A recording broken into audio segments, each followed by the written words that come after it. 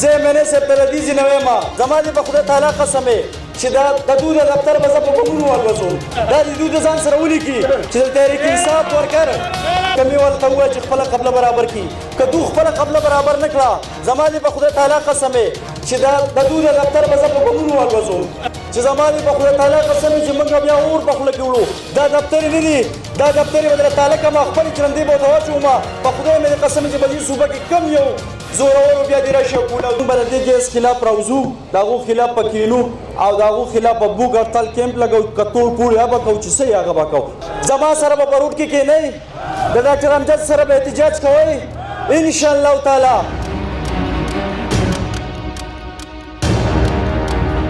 تاسو خو په یو ډیو بوتل خرڅېږئ د ګیس محکمه والا خو داسې ملګري له بلنه ورکوم چې د اظهار ژبه یې ډېره زیاته خوږه او شیرینه ده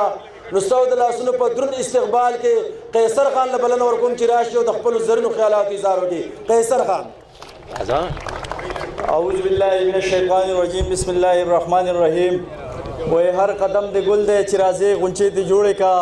ما درته جولۍ د انتظار خالي نیولې ده ټولو ملګرو ته یارانو دوستانو ته په خیرالی وایم او په دې پنډال کې زمونږ دروند مشر د دې پارټۍ زوړ مشر او منسټر هاوسنګ ډاکټر امجد صاحب ته او د هغه سره راغلي مېلمنو ته په خیرالی وایم ملګرو ظفر خان خو خبرې وکړې ډېرې زیاتې خبرې په اړه باندې همدغه خبرې زمونږ هم په اړه باندې دي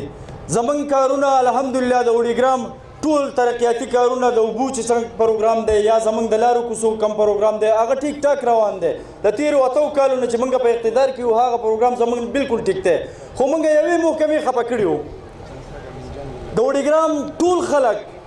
ټولو مالو والا هر سړی موږ ته دا فریاد کوي په کومه کوڅه ځو جو یاره د ګیس محکمې والا دا چلو کو ګیس والا هغه چلو کو زما خیال دی چې شپږم کال دی که اووم کال دی اکرام خان ته پته ده د محمد علي په طنزي عمرکوټ کې کیس هم داخل کړی دی موږ سره کیس هم چلیږي نو ټول خلک هغو خفه کړی دی زه منسټر صاحب ته دا په نوټس کې دا راوړم د ظفر په دې خبرې سره زه هم اتفاق کوم چې یاره موږ به د وړیګرام خلک هم راوځو برپور د وړیګرام خلک په دې کې چې څومره ناست دی د ګیس محکمې خلاف به راوځئ زموږ سره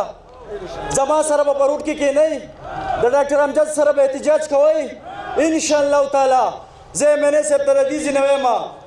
یو ریکویسټ ورته کوم چې څونه دنه کېږي